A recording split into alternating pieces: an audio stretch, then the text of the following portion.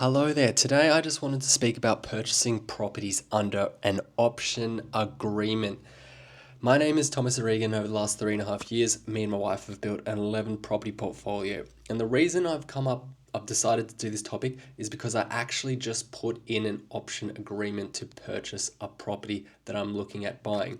And it doesn't mean the offer is going to get accepted, but I just have put in the offer to purchase a property under an option agreement. There are two types when it comes to options. I'm not talking about many options, like I'm talking about purchasing a property under an agreement called an option agreement. There are two main types of options when it comes to purchasing property. There's a call option and there's a put option. Call options, you have the most control. You can get clauses, many different clauses within a call options or any contract for that matter. But typically, with a call option, you have the power to either purchase the property at the specified option date or to not purchase the property.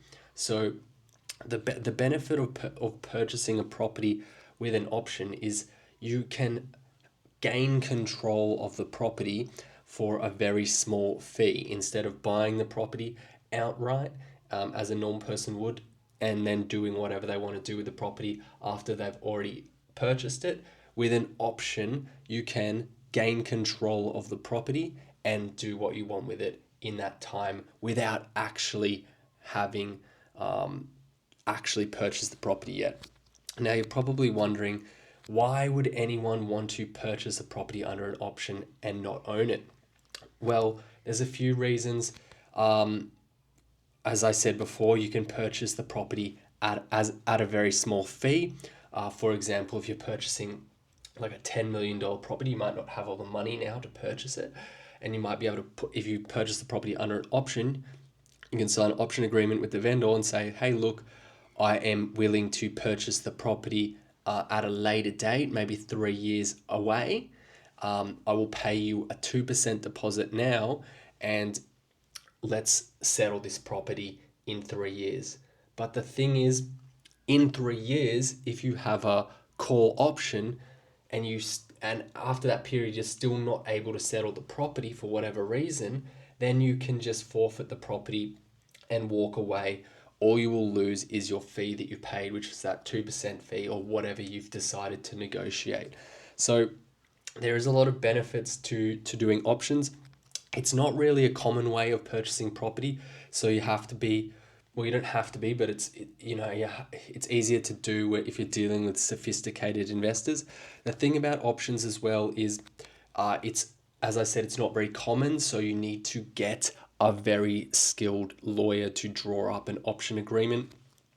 In your option agreement, you will typically have all the clauses and conditions you want in that agreement that will benefit you, and these are negotiable with the vendor or the person you're purchasing the property from. Now, typically, options are used by developers.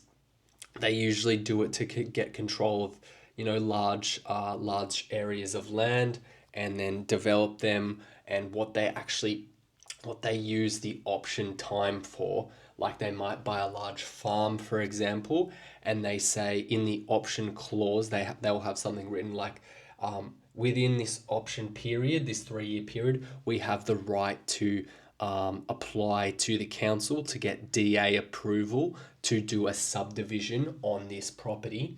And what that has actually done to the value of the property, it used to be just all farmland, pretty much not worthless, but not worth much.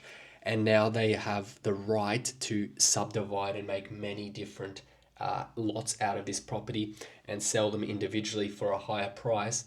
And now, all of a sudden, after they've got that approval, the value of the land that they are looking to purchase is worth a lot more, and it is far easier for them to get that finance to do the works at that point, opposed to going to the bank and trying to say, hey, look, I haven't got any money, but I want to buy this land and it's worthless. Can you give me the money? The bank's just going to say no. But if they have, bought the property under an option, waited 3 years, got the approval, the land is appreciated because of its new found use, and now the bank is saying, okay, well, the land used to be worth 1 mil, now it's worth 5 mil. So yeah, we're happy to lend you the $1 million you were asking for in the first place, even though you don't have much money. Now, that's just a basic. I've just talked about the call option now. I'm not even going to get into the put option, but hopefully, if you guys haven't heard of options or you just wanted to learn about options, this helped you a little bit. See you guys. Bye.